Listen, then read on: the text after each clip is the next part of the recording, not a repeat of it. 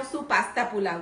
એમાં થોડો Chinese test આપશું આપણે અને ખૂબ જ ટેસ્ટી અને ચટપટો બનાવશું. એમાં વેજીટેબલ પણ ભરપૂર પ્રમાણમાં આવે છે અને ફટાફટ બની જાય છે. આપણે બાળકોને લંચ બોક્સમાં આપવા હોય કે સાંજે ડિનરમાં એન્જોય કરવું હોય તો કરી શકીએ છીએ. તો ચાલો રેસીપી જોઈએ. તમે મારી ચેનલને સબસ્ક્રાઇબ કરજો. તો પાસ્તા પુલાવ બનાવવા માટે મેં આ 1 વાટકી જે પાસ્તા લીધા છે એ વાટકી ભરીને જ મેં ચોખા લીધા છે. ચોખાને 1 કલાક પલાળી રાખ્યા છે. આ બધા વેજીટેબલ લીધા છે. કોબીજને મેં ઝીણું એકદમ ચોપ કરી લીધું છે. ટમેટું છે, ગાજર, કેપ્સિકમ અને વટાણા. તમારે બીજા કોઈ શાકભાજી એડ કરવા હોય તો પણ કરી શકો છો. આ છે શેજવાન ચટણી, જેનો વિડીયો મેં શેર કરેલો છે. આ બટરથી આપણે બટર અને તેલ બંનેનો ઉપયોગ કરશું. આ છે પુલાવ મસાલો, આ છે સોયા સોસ, આ રેગ્યુલર મસાલા, મીઠું અને તેલ. તો હવે આપણે પુલાવ બનાવવાનું સ્ટાર્ટ કરશું. તો આપણે ગેસ ચાલુ કરી દીધો છે. એની અંદર આપણે આટલું બટર નાખી દઈશું. એકલું બટર નાખીએ તો બળી જાય છે, એટલે આપણે એની અંદર સાથે થોડું તેલ પણ નાખશું આપણે. અને તમારે ઘી લેવું હોય તો ઘી પણ લઈ શકો છો.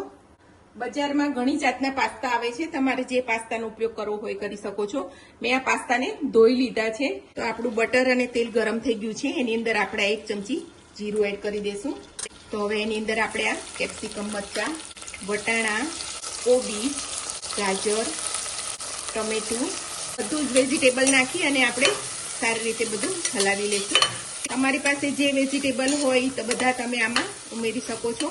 આ પુલાવ ખૂબ જ હેલ્ધી અને ટેસ્ટી બને છે. જે બાળકોને આપણે લંચ બોક્સમાં શું આપવું દરરોજે કે સાંજે શું બનાવવું, તો એ પણ એક આ સારો ઓપ્શન છે.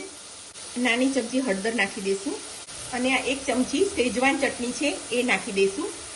આ શેજવાન ચટણીનો મેં વિડીયો શેર કર્યો છે. આ ખૂબ જ સરસ બને છે. હોમમેડ શેજવાન ચટણી ખૂબ જ સસ્તી પડે છે આપણને, અને આપણા ફ્રેશ મસાલા હોય એનાથી જ આપણે તૈયાર કરી શકીએ છીએ. આની અંદર જો તમારે મેગી મસાલો નાખવો હોય તો તમે મેગી મસાલો પણ નાખી શકો છો. હું લાલ મરચું આમાં નથી નાખતી, કારણ કે આપણે શેજવાન ચટણી એકદમ તીખી છે. આ છે પુલાવ બિરયાની મસાલો જે આવે છે, કોઈ પણ બ્રાન્ડનો તમે લઈ શકો છો.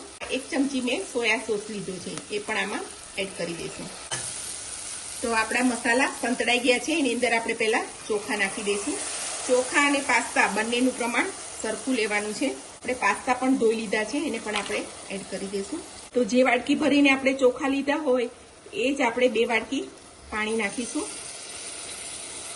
અને પાસ્તા 1 વાટકી લીધા હતા, એનું આપણે અડધી વાટકી પાણી રેડી દઈશું, જેથી આપણો ભાત બધો એકદમ છૂટો છૂટો થાય. પ્રમાણસર પાણી મૂકવું ખૂબ જરૂરી છે. તો શેજવાન ચટણીમાં પણ થોડું મીઠું છે અને સોયા સોસમાં પણ મીઠું છે, એટલે મીઠું થોડું ઓછું નાખવાનું. તો આપણું મસાલો બધો થઈ ગયો છે. હવે આપણે કુકર બંધ કરી 2 કે 3 સીટી બગાડી લેવાની છે. તો 3 સીટી થઈ ગઈ છે અને આપણે કુકરને એની જાતે ઠંડુ પડવા દીધું છે. તો હવે આપણે ચેક કરી લઈશું. તો આપણા રાઈસ એકદમ સરસ છૂટા છૂટા બની ગયા છે. પાસ્તા પણ ચડી ગયા છે.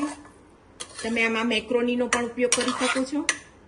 તો આપણા પુલાવ એકદમ છૂટો અને સરસ બન્યો છે. તો હવે આપણે સર્વિંગ બાઉલમાં લઈ લઈશું.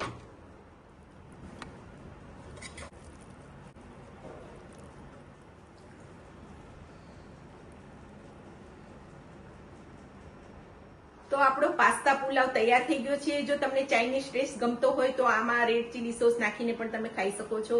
દહીં સાથે પણ તમે એન્જોય કરી શકો છો. તો આ રેસીપી તમે જરૂરથી ટ્રાય કરજો. મારી ચેનલને સબસ્ક્રાઇબ કરજો, લાઈક કરજો અને શેર કરજો.